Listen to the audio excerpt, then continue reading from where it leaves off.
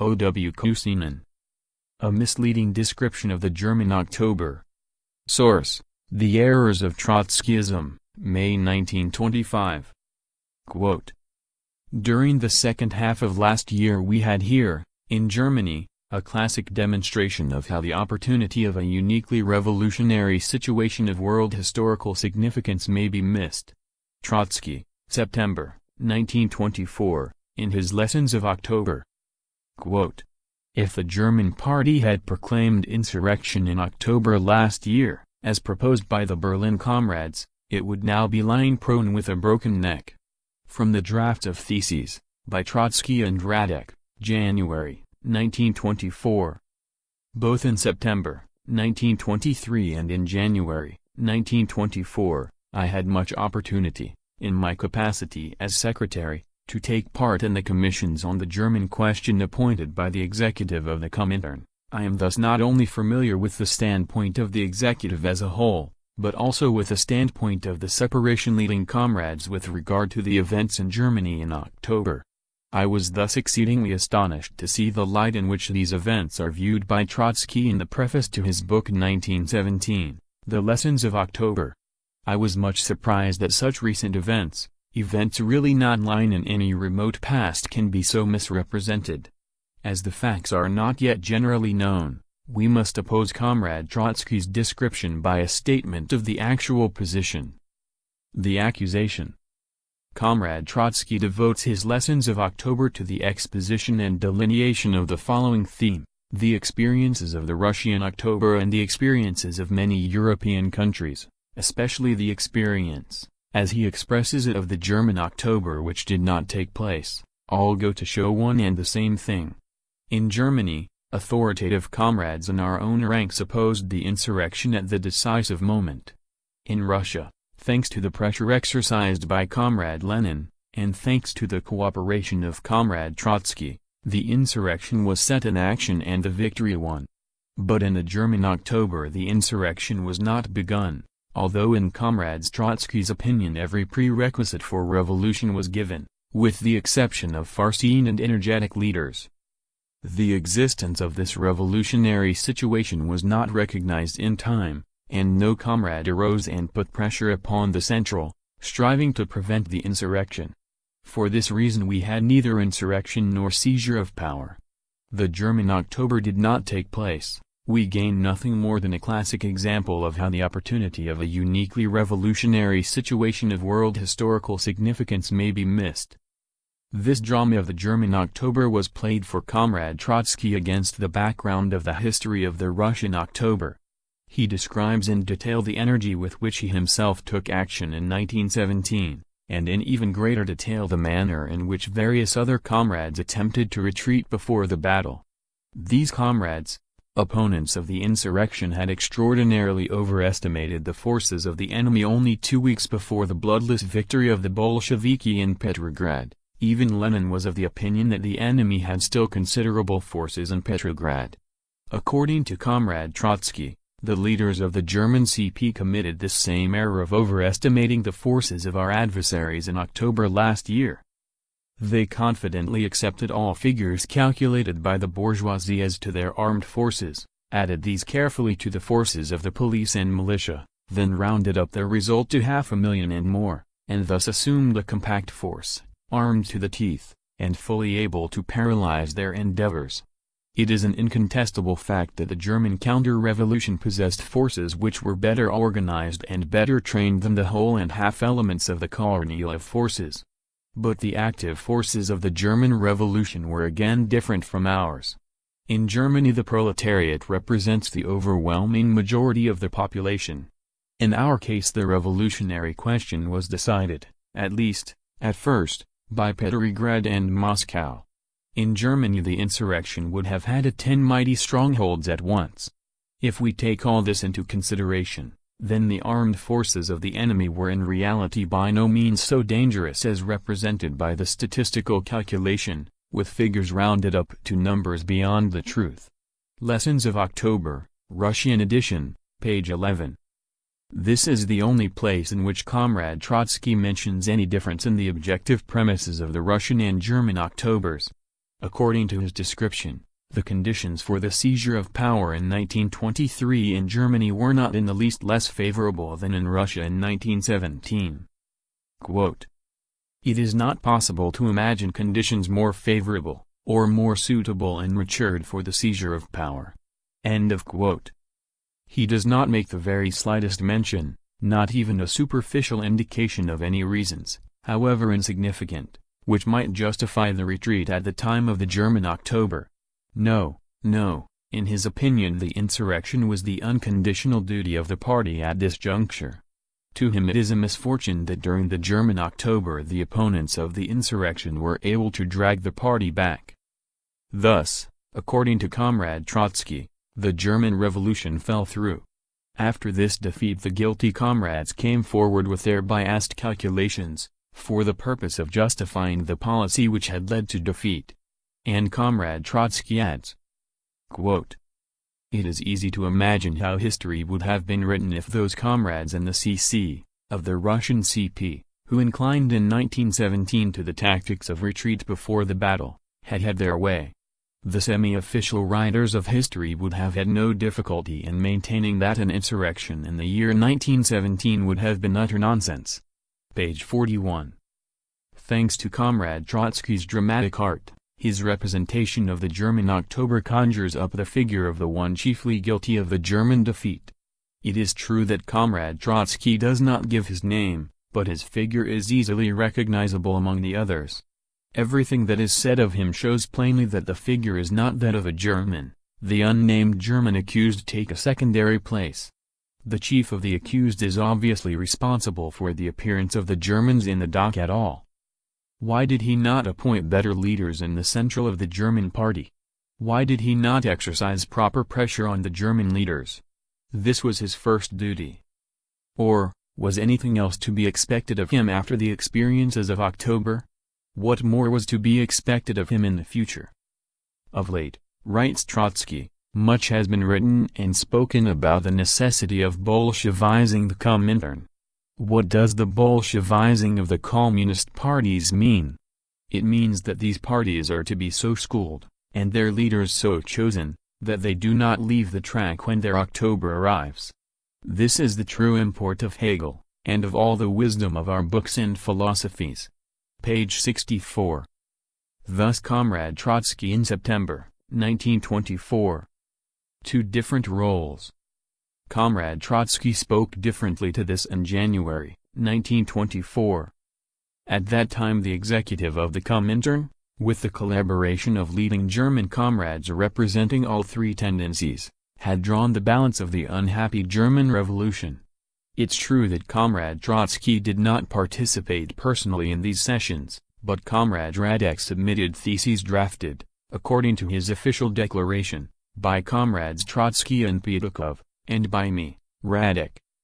This thesis draft from the right minority was rejected by the executive of the Comintern, and has not been published to this day.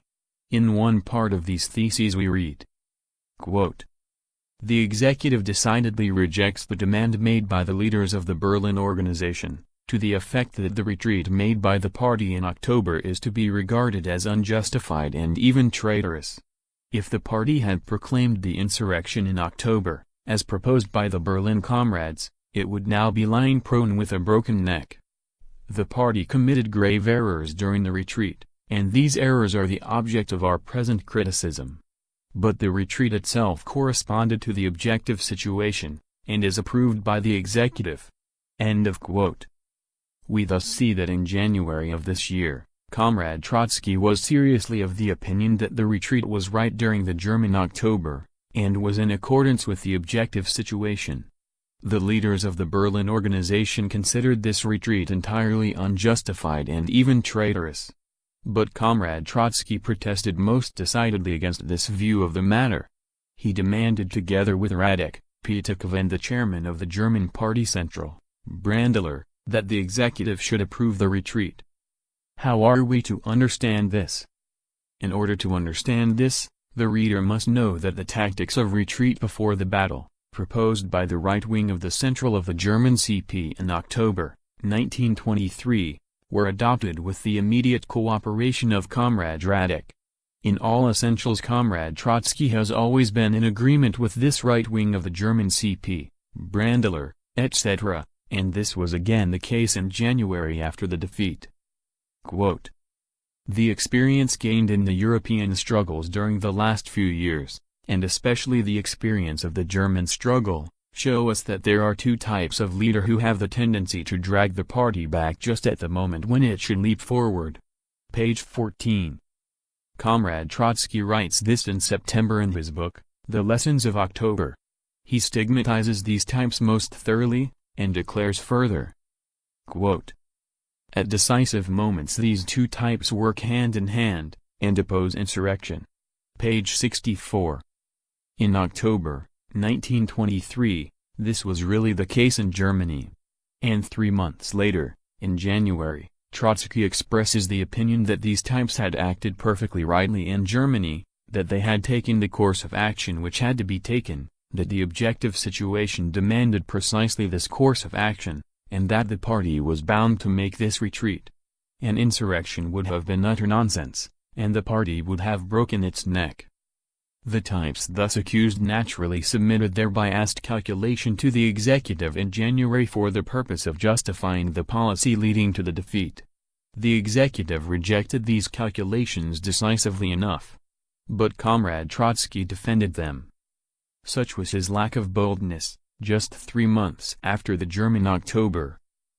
In spite of the lessons of October, and in spite of the main rule for all the revolutions in the world, not to leave the track when their own October comes. This was in January of this year. But by September, as we have seen, Comrade Trotsky had assumed quite another role. We do not hear a single word about the justification of the retreat, nor is there a trace to be found of the types. No, now Comrade Trotsky appeals for the insurrection, and condemns those opposed to it.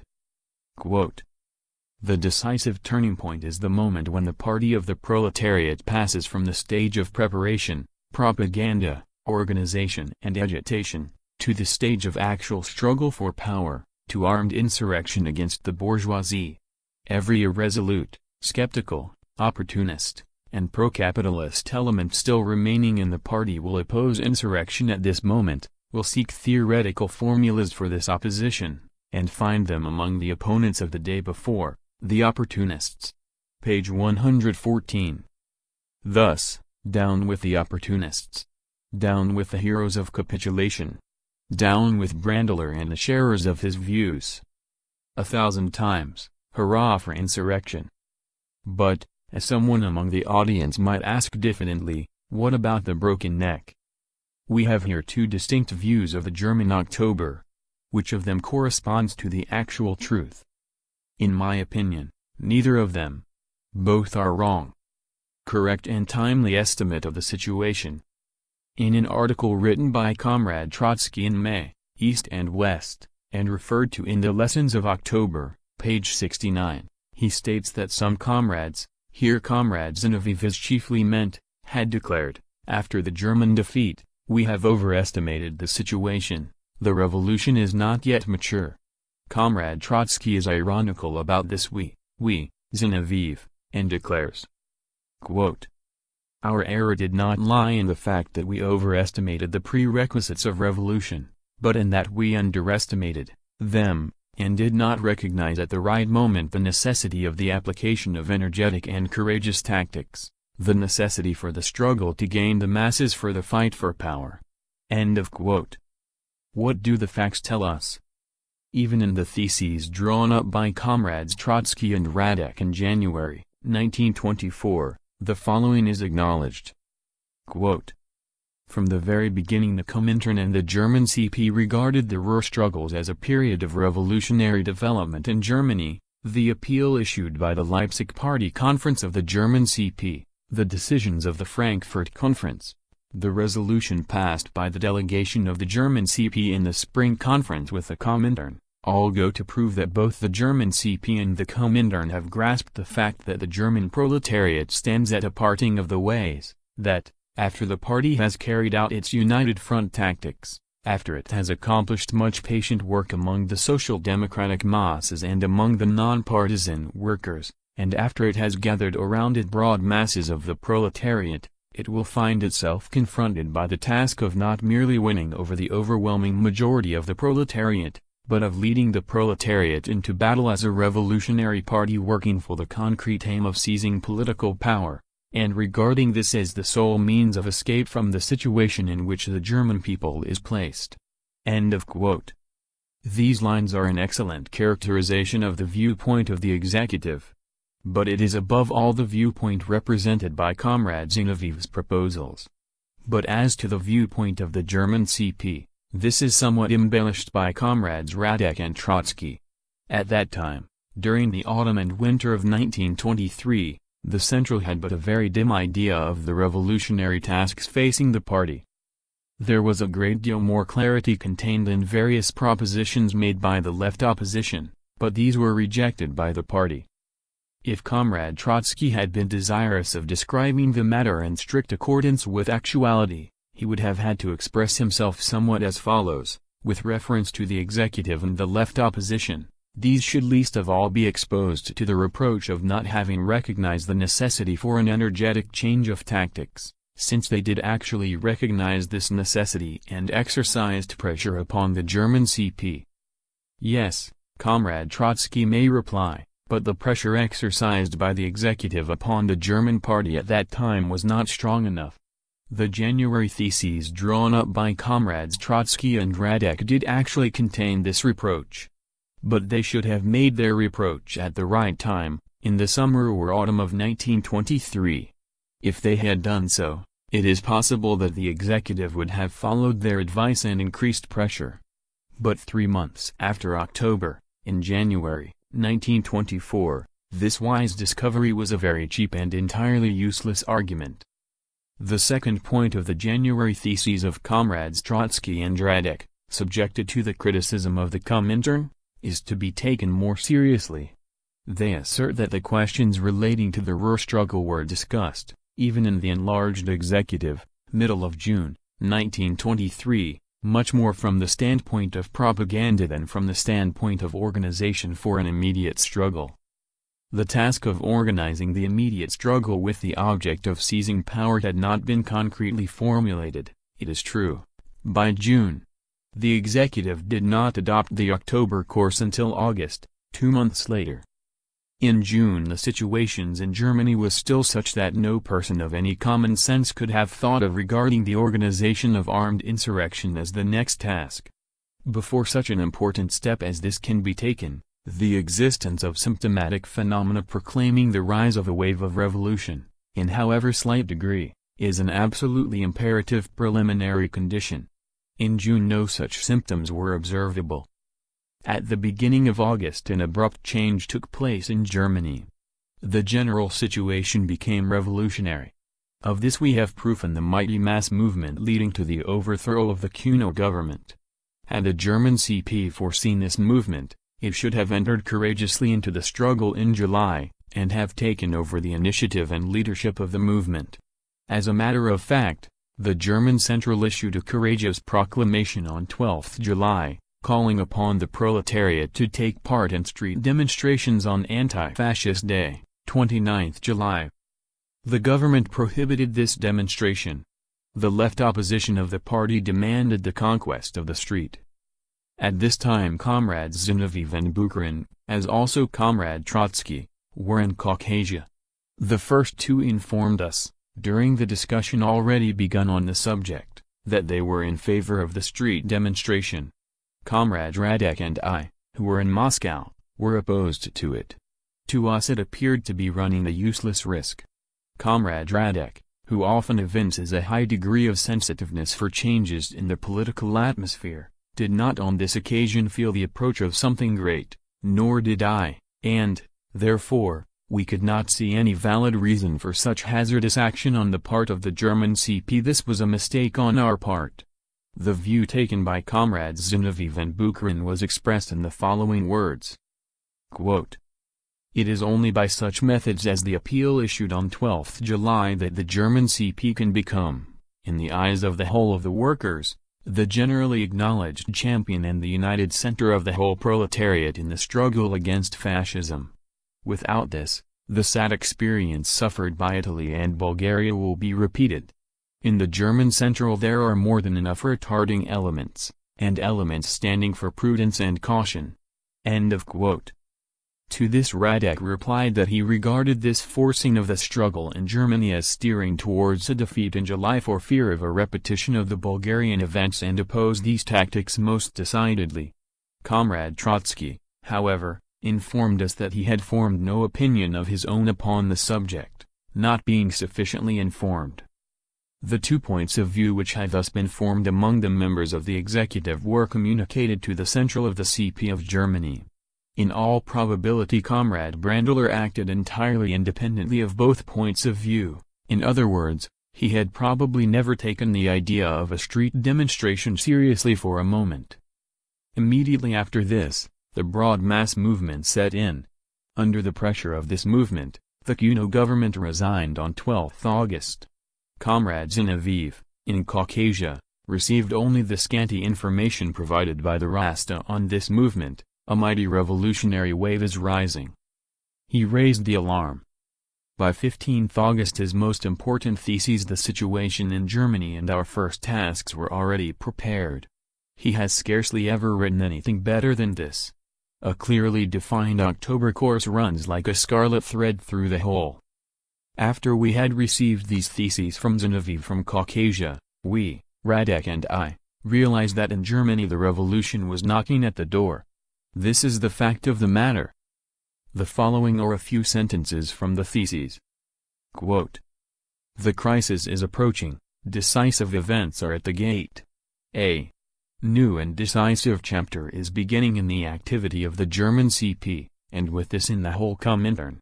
The CP of Germany shapes its course rapidly and decisively in view of the impending decisive revolutionary crisis. The crisis is approaching. Enormous interests are at stake. The moment is coming nearer and nearer in which we shall need courage, courage, and again courage." End of quote. Almost at the same time as we received these theses, Comrades Zinoviev and Bukharin arrived at Moscow. Comrade Trotsky, too, came back. Zinoviev's theses were acknowledged to be right, and were accepted by the executive. The representatives of the CP of Germany were at once invited to come to Moscow, but the Central replied that its representatives could not come at present.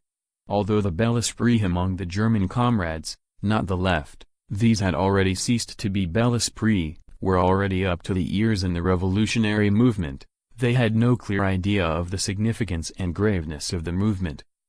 This circumstance is the best proof of the acumen with which Comrade Zinoviev grasped the import of the German movement. But Comrade Trotsky appears to have forgotten Zinoviev's estimate of the situation, though made at the right time. In the September Commission, Comrade Zinoviev defended his standpoint for 3 weeks. The representatives of the Central of the German CP did not appear in Moscow till the middle of September. They had no choice but to acknowledge that the latest events had fully confirmed the diagnosis and revolutionary prognosis made by Zinoviev a month before, although they themselves, the representatives of the German Central, had not grasped this immediately. Comrade Brandler succumbed to fantastic revolutionary visions. The seizure of power now appeared to him as an easy and certain matter. He greatly exaggerated the readiness to fight and the military preparedness of the German CP, and rendered it more difficult for the executive to form a correct idea of the immediate difficulties and requirements of the German movement. At the September Commission of the Comintern, Comrade Trotsky declared himself to be in agreement with Comrade Zinoviev and other comrades with reference to the general estimate of the situation. But in the question of the Workers' Soviet slogan there was a grave difference of opinion. Comrade Zinoviev and other comrades considered it necessary for the German CP not to limit itself to the propaganda of the idea of the Soviets only, but to proceed to the actual formation of workers' councils, especially in districts where the conditions were most favorable for this. Comrades Trotsky and Brandler protested energetically against this. As the other German comrades shared their opinion, Comrade Zinoviev and the others in agreement with him did not deem it possible to insist upon the acceptance of their propositions at all costs. The final decision on this question was thus unanimously accepted by the Commission. I am not of the opinion that this decision proved to be right. I believe that a most important slogan for the mobilization and organization of revolutionary forces was here abandoned. Comrade Trotsky in his Lessons of October seeks to defend this decision. To me his defense is inadequate, but I think it unnecessary to dwell upon this vexed question within the confines of this article, as such discussion would lead to too many sidetracks. With regard to this point, the decision was based upon Comrade Trotsky's standpoint and not on Comrade Zinoviev's. The articles written by Comrade Zinoviev at the time show plainly that he submitted loyally to the decision and wrote accordingly. No person of sound common sense can thus maintain that Comrade Zinoviev's proposition could have contributed even in the slightest degree to the defeat of the German Revolution. But enough of that. An exceedingly strange and unsubstantiated accusation against Comrade Zinoviev is contained in the following words of Comrade Trotsky's. Quote, "Our error lies in the fact that we kept on repeating for weeks the old platitudes about the impossibility of fixing a definite time for the revolution, resulting in every chance being neglected." East and West, page 59. Where was the question discussed for weeks? In the Commission there was not one single day wasted in the discussion of the question of whether it would be possible to fix a certain time for the revolution or not. It is true that, in the course of the debate on questions of greater importance, a similar point was touched upon. The one-sided inclination shown by Comrade Trotsky to carry out the revolution strictly according to the almanac appeared to almost all the comrades present as a narrowly organizatory and somewhat un-Marxist manner of dealing with the subject. It is very possible that some comrade expressed this opinion aloud. Serious differences of opinion arose in the Commission with reference to the choice of leading persons. Not that Comrade Trotsky was anxious to remove any of the opportunist members of the Central. No, he had nothing to say against those members of the Central who, later on in October, retreated before the battle. On the contrary, he wanted to remove from the Central one of the leading forces of the left wing, Comrade Ruth Fischer. He proposed that the executive of the Comintern should retain her in Moscow, so that she could not disturb the revolutionary work of the Brandler Central Committee. Comrade Zinoviev was entirely opposed to this proposal of Comrade Trotsky's, and it was with much pains and trouble that he finally succeeded in gaining a weak majority in the Commission for the rejection of this proposition. I cannot remember for which of the two propositions I voted.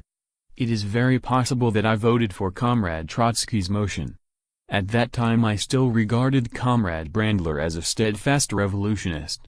I have no right, personally, to reproach any other comrades for having made mistakes in the question of the selection of members of the German Central. But as Comrade Trotsky is anxious to impart instructions to the executive on the choice of leading persons, without saying a single word about his own errors, then I cannot but observe that in this respect Comrade Trotsky has not set us any very good example. It is possible to agree with him when he says, referring to the German Central, quote, "To ignore such lessons, as that of last year, and to fail to draw from them the necessary conclusions with regard to the choice of persons signifies to invite inevitable defeat."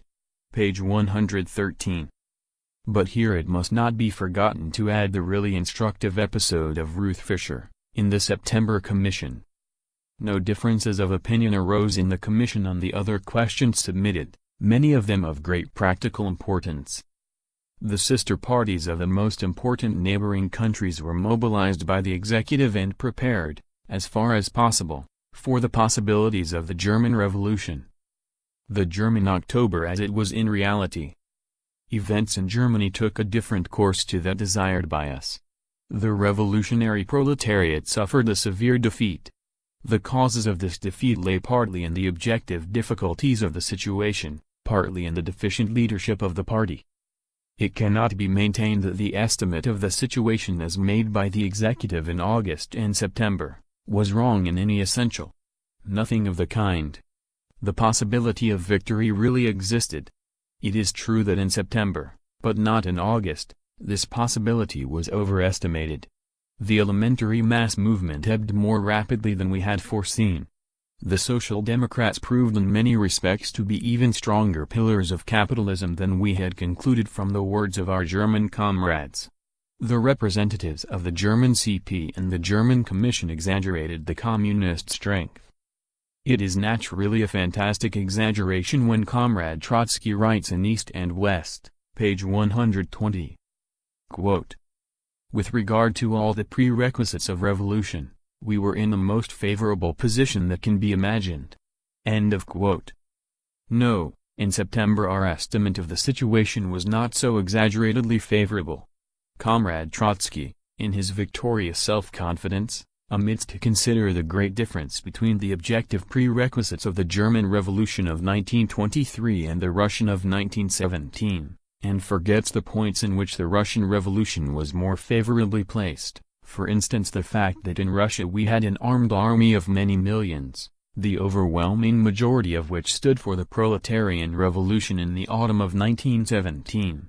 We had nothing to compare with this in Germany in 1923, and Comrade Trotsky, when writing history, omits such trifles. The general situation in Germany was, however, not unfavorable. At the Fifth Congress, after it was possible to form a clear idea of events, Comrade Zinoviev was quite right in saying, quote, "Should the revolutionary situation of October, 1923 be repeated, we should again insist upon the open acknowledgement of the fact that the revolution is knocking at the door. I repeat, should such a situation occur again, then we shall examine the figures, calculate our forces more accurately, but again stake everything upon the card of revolution." End of quote. The actually existing possibility of victory was not taken advantage of by the German party in October. The party equipped itself for the battle, but did not enter into it. This was the greatest disappointment to us. The Brandler Central ones chiefly to blame. Brandler maintained that the incredible difficulties rendered the retreat inevitable. As we have seen, Comrade Trotsky agreed with this assertion by January. And a number of other comrades, including Comrade Zinoviev, and the writer of these lines, were at first, in November and December, of the same opinion. As a result of the information received chiefly through Radek and the Central of the Merman CP, this opinion was partially shaken during the January conference, thanks to the information received from the left. The executive was not able to state with certainty in its resolution, whether the retreat had really been unavoidable or not. The executive declined to accede to the demand of the right, Radek, Trotsky, Brandler, etc., and to approve the retreat. But this or that solution of this historical question was no longer of any actual political significance. The leaders of the party, apart from this or that answer to this question, exposed themselves to the severest criticism in October. The necessity of the retreat itself, had it really been a necessity, could not serve as justification for the utter incompetence evinced by the Central of the German CP. In class warfare, as in all warfare, the conditions determine the forms and aims of the strategy employed. Attacks and retreats are decided by the conditions of the struggle. But whatever these conditions, and however unfavorable they may be, they can never be such as to justify passivity in a revolution. Capitulation is not a form of fighting. It is a renunciation of the fight. Comrade Zinoviev's speech at the Fifth World Congress contained the following words. Quote, "We do not reproach Brandler for not having won a victory. No. We are fully aware that defeats are often met with in war. We reproach him with something quite different. We do not ask him why are you not victorious, we ask him, why did you not fight, why did you not do your utmost to gain the victory?" End of quote. The Central of the German CP did not fight, it capitulated without fighting. It need not be said that Brandler's actions were not based on any conscious, that is, treacherous reasoning. No, if Comrade Trotsky's present assertions, with regard to the alleged brilliant prospects of victory and the absolute impossibility of allowing the retreat, were really in accordance with the facts, then we could only conclude that Brandler and all his co-workers were traitors. But in reality this is not the case. Brandler and his adherents are incontestably communists, but they are communists who have committed a number of opportunist errors. They wanted to fight, but went off the tracks. In Saxony, they played at being ministers, instead of bringing the masses into the streets. They prepared themselves for revolution, but did nothing to develop the revolutionary forces of the masses. They even issued directions that all mass action should be abstained from until the decisive struggle. These directions were carried out everywhere, with the exception of Hamburg. And this was all. The fears and warning, expressed by Comrade Zinoviev in summer last year with respect to the possibility of a repetition of the Bulgarian events in Germany were thus substantiated. In his August thesis he gave a special warning against precisely the mistake which had such disastrous results in October. Quote, "It is impossible to save up powder until the decisive moment. It would be doctrinary theory, and a gigantic political error to postpone all action until the decisive struggle." End of quote. But the German Central took precisely the wrong road. It committed precisely the gigantic political error against which the executive had issued an equivocal and decided warning. When the left hand does not know what the right is doing. It is scarcely necessary to state that after the October experience fundamental changes took place in the central of the German CP. In January the executive undertook an energetic renewal of this central. The right wing was removed. Later, in May, Comrade Trotsky wrote, quote, "It is proper that the German CP has fundamentally reformed its leading organ." End of quote. We take note of this delayed acknowledgement, but it would have been better if Comrade Trotsky had lent his support to this reform earlier, in January. But at that time he was opposed to it. In the draft of theses by Comrades Trotsky and Radek, already referred to, we read that the demand for a reform in the Central implies a panic, threatening the very existence of the party. Comrade Trotsky thus supported the German right until the last minute, whilst the executive, and above all Comrade Zinoviev, combated the right. We had a similar example in the September Commission in the Ruth Fischer case. But the readers of the Lessons of October receive an exactly contrary impression. Thus, for instance, Comrade Trotsky writes as follows with reference to the importance of the choice of leading persons. Quote, "Here ample experience was gained through that German October which failed to take place. The choice of leaders must be made from the viewpoint of revolutionary action. In Germany there were sufficient opportunities of testing the leading party members in moments of immediate struggle." Page 113. This is true, and it is just for this reason that right leaders have frequently been excluded from the German Central, Levi, Friesland, Gare, etc. These have later proved to be renegades. On the other hand, the executive has frequently supplemented the party central by representatives of the left. But this has not been done on any single occasion on the initiative of Comrade Trotsky. The initiative has generally been Comrade Zinoviev's, and has generally encountered resistance on the part of Comrade Trotsky. This is no accidental phenomenon.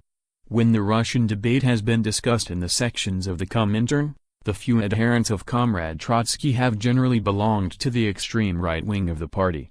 And this cannot be regarded as pure accident.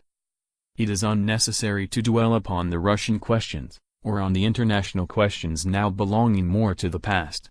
It is, however, worthwhile to devote some attention to the prospects of the international situation as seen by Comrade Trotsky in face of all the facts of the present moment.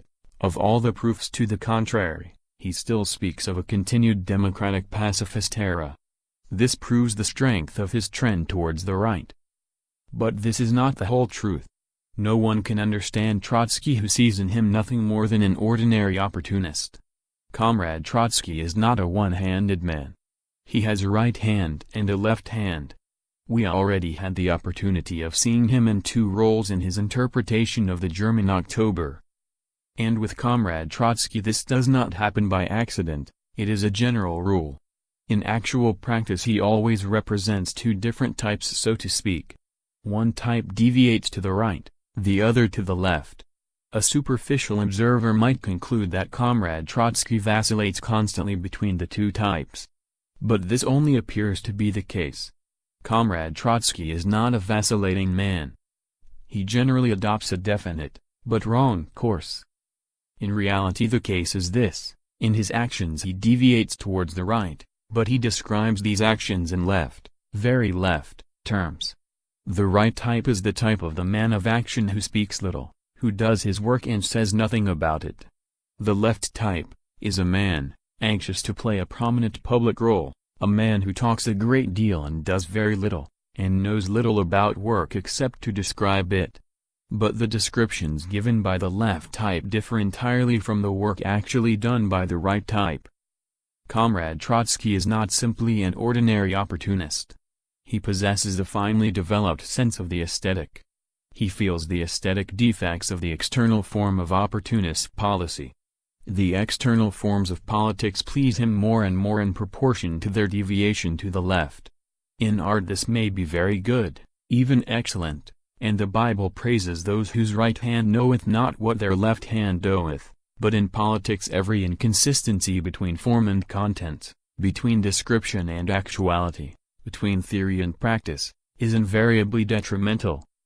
This is most clearly evidenced by the question of the German October. Comrade Trotsky, in his Lessons of October, states that nobody has attempted to give any other argumentation of the events in Germany than the argumentation afforded by his May article and his speech of June. Pardon me, Comrade Trotsky, but this is an error. The Comintern made the attempt. The German CP made it also. A number of articles were published. The attempt led to the holding of a number of speeches and the passing of a number of resolutions in various countries. The ECCI even published a number of pamphlets on the subject, the lessons of the German events. It is to be regretted that Comrade Trotsky did not take the trouble to acquaint himself with at least a part of these works and with the ample supply of facts and material which they afford, before he built up his new scheme. Had he done this, he would not have so misrepresented matters. By May he had entirely forgotten the actuality of the past year, and even of January 1924. It would seem that the comparatively advantageous results of the election had the effect of making him regard the situation of the year before as having been most favorable. And he entirely reversed the direction taken by his imagination. Trotsky is, however, no master of the tactical and strategic mathematics of Leninism. Here it is the CC of the Russian CP which is seated firmly in the saddle, and not he. Frequently he views a situation with amazing one-sidedness. In politics he often permits himself to be influenced by feelings or is led astray from the straight path by externals, by personal antipathy or sympathy for instance. This was never the case with Lenin, and should never occur in any member of Lenin's party. Thus he permitted himself to be led astray by the criticism of the October defeat, and made use of this defeat as the basis for a charge against the chairman of the Comintern. This is the evil tendency of his interpretation of historical events. He himself denies that he possesses any such tendency, but it is perfectly obvious to others. All this is not particularly aesthetic. Trotsky himself says, "This would be too lamentable." Yes, it is lamentable and false. This tendency of Trotsky's is not only directed against certain persons, but involves a politically detrimental trend towards the right. In attacking the person of Comrade Zinoviev, he strikes an indirect blow against the leadership of the Communist International and against the line taken by its executive. This flank attack is condemned in advance to utter defeat. The line pursued by the executive was and is right. The course pursued by Comrade Trotsky was and is such that events prove him to have no right to assume the role of infallible judge. 2 words about the civil war in Finland. In conclusion, a few words about the lessons taught by events in Finland. In Comrade Trotsky's preface we find the following: in the year 1917, the course of events in Finland was as follows. The revolutionary movement developed under exceedingly favorable conditions, under the protection and with the immediate military support of revolutionary Russia. But in the Finnish party the majority of the leaders proved to be Social Democrats, and these led the revolution to defeat. Page 40. This is not entirely correct. It is true that in 1917 we in Finland actually missed an opportunity offered by the favorable revolutionary situation during the general strike, in the first place because we were Social Democrats at that time, and in the second place because we were almost entirely without weapons. It is, however, not true that at that time our revolution had the protection and immediate military support of revolutionary Russia. Our general strike took place at exactly the same time as the street fighting in Moscow for the seizure of power. At that time Red Petrograd was not in a position to afford us any help. As to the garrisons and fleets still in Finland at that time, the men were partly on our side, but so sick of war that I could not expect them, especially in a foreign country, to come to our help. Trotsky might say to us, "You have gone off the rails," and we should not protest against this judgment. We said this ourselves in 1918, by which time we were able to subject ourselves to a severe self-criticism. But we learned something from the experience, and that with considerable rapidity. 2 months later we took up the fight again. This time we were able to claim the protection and military support of revolutionary Russia. But in March the Finnish White Guards were reinforced by German soldiery, and this decided the fate of the conflict. Our workers' front could not hold out against regular German troops. This was the main cause of our defeat. No doubt there was a second cause as well, that we did not fight so well as we might have fought, but at that time we were not communists, but Social Democrats, and we were almost entirely lacking in Bolshevist experience. But whether our party fought well or badly, at least it fought. Thus the German comrades need not take it as a self-praise on our part if I have blamed them for capitulating without a struggle 6 years after the Russian Revolution, and after the experience won during 4 years of Bolshevist leadership in the Comintern. We Finnish communists have no reason to praise ourselves, but we have as little reason to fear the smoke from the powder of October. I forgot to mention a third cause of the defeat of our revolution in 1918. This was the well-known theatrical gesture made by Comrade Trotsky at the first peace negotiations with the representatives of the German government at Brest-Litovsk, January to February. The peace conditions proposed at that time by the German government were much more favorable than those dictated later, both for Soviet Russia and for the Finnish workers' government. Before Comrade Trotsky left for Brest-Litovsk for the last time, at the end of January, Comrade Lenin told him that he should sign the peace treaty at once on receipt of the German ultimatum. Comrade Zinoviev, as Comrade Trotsky himself testifies, declared that we only worsen the peace conditions by further delay, and must, therefore, sign at once. Minutes of the 7th Party Conference, page 79. Had peace come about between Germany and Russia at that time, then it is highly probable that the German government would have sent no troops to Finland. This conclusion of ours is based upon the memoirs of German generals, published after the war. But on 10th February, Comrade Trotsky refused to accept the conditions of peace offered by the Germans. A valuable month passed before the peace treaty was accepted, and during this time Soviet Russia was obliged to abandon Reval and other cities at our, Finland's, back to the Germans.